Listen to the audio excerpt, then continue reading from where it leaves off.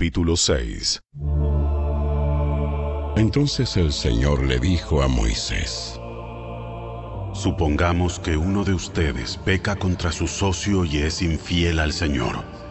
Supongamos que comete una estafa en un trato que involucra un depósito en garantía, o roba, o comete fraude, o encuentra un objeto perdido y luego niega haberlo encontrado, o miente después de haber jurado decir la verdad, o comete cualquier otro pecado como estos. Si has pecado en cualquiera de estas formas, eres culpable.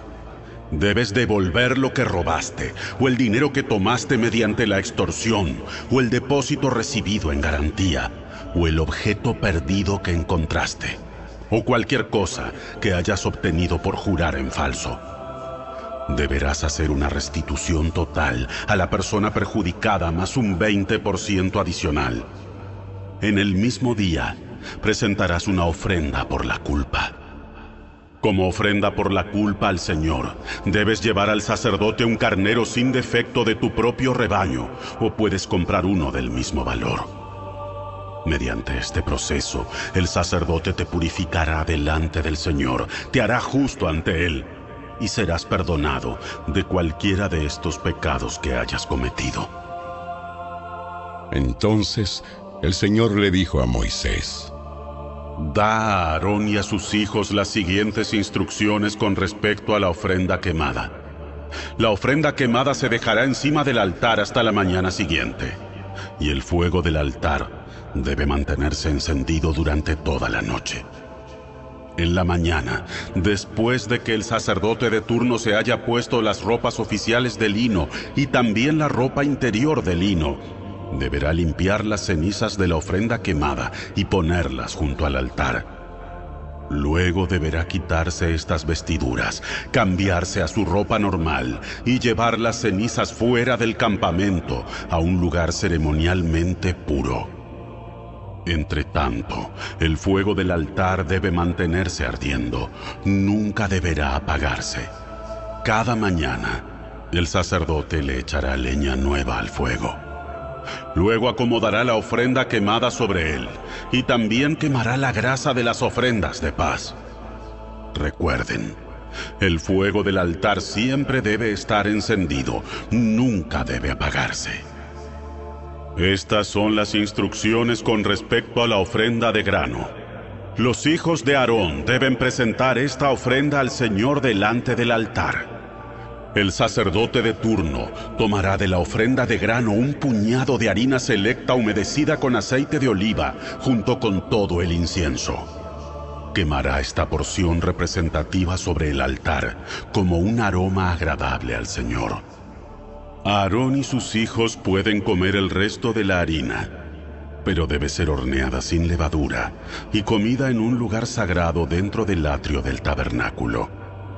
Recuerden, nunca se debe preparar con levadura. Se la he dado a los sacerdotes como su porción de las ofrendas especiales que me presenten. Al igual que la ofrenda por el pecado y la ofrenda por la culpa, la ofrenda de grano es sumamente santa.